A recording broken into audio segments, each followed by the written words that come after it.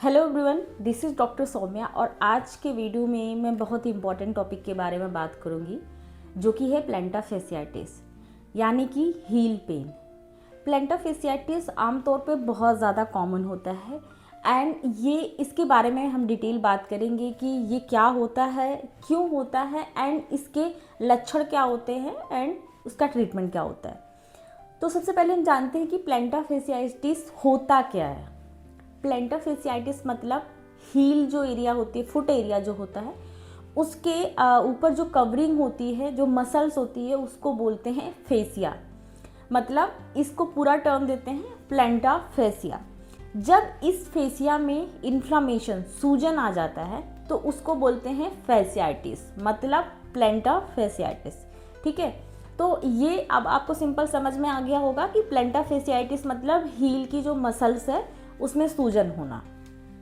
अब इसका हम जानते हैं कि क्या कॉज होता है, क्यों ये सूजन क्यों आता है। तो सबसे पहले एंड सबसे इम्पॉर्टेंट जो कॉज है वो होता है रॉन्ग फुटवेयर पहनना, मतलब गलत तरीके का स्लीपर या फिर शू जो भी आप वेयर कर रहे हैं, हील रॉन्ग होना, मतलब गलत तरीके से पहनना, उसका सोल सही नहीं होना। जब आपका फुटवेयर सही नहीं होगा तो वो आपके हील एरिया में प्रेशर जनरेट करेगा एंड वहाँ धीरे धीरे टेंशन आएगी एंड वियर टियर होने की वजह से वहाँ इन्फ्लामेशन डेवलप यानी सूजन आ जाएगा, तो वो आपको पेन कॉज करेगा एंड आगे चल के ये प्लैंटर फैसियाइटिस की प्रॉब्लम बन जाती है।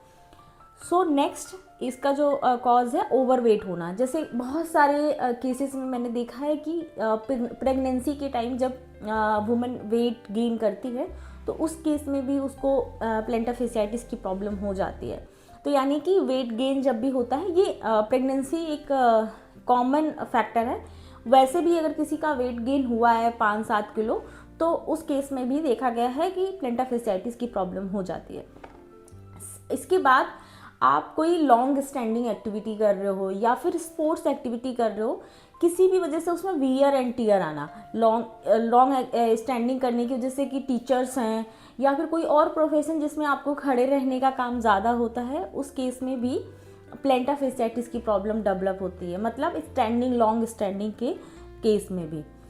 अब हम जानते हैं कि इसका मुख्य लक्षण क्या होता है। वैसे तो अगर प्लैंटर फैसियाइटिस की प्रॉब्लम होगी तो सबसे कॉमन चीज़ होती है कि पेन तो आएगा ही आएगा हील में एंड आपको हैवीनेस होएगी, थोड़ी हील कभी कभी स्टिफ भी हो सकती है।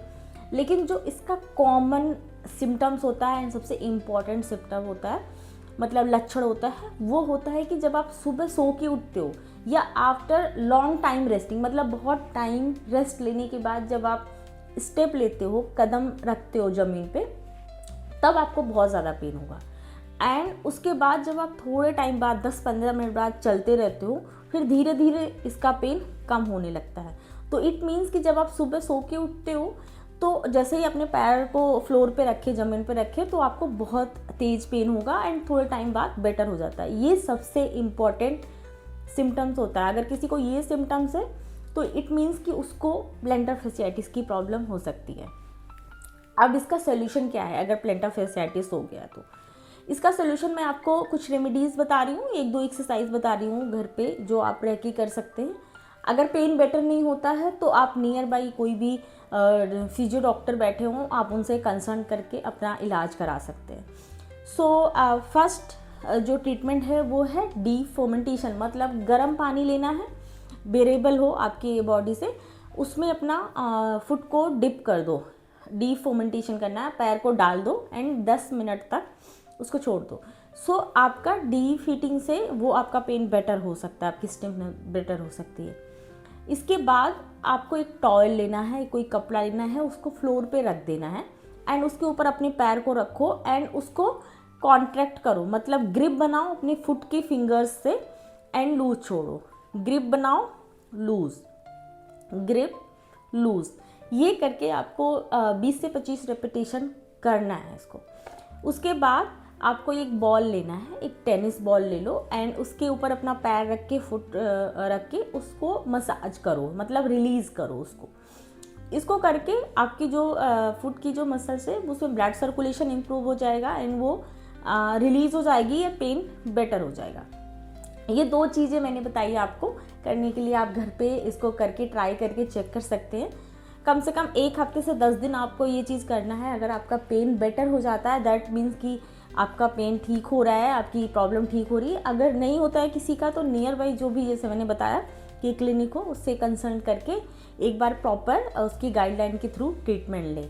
अगर आपको और कोई प्रॉब्लम है एंड उसके बारे में जानना चाहते हैं तो आप नीचे कमेंट में उसको डाल सकते हैं। मैं ट्राई करूँगी कि नेक्स्ट वीडियो उस पर बनाऊँ। Thank you.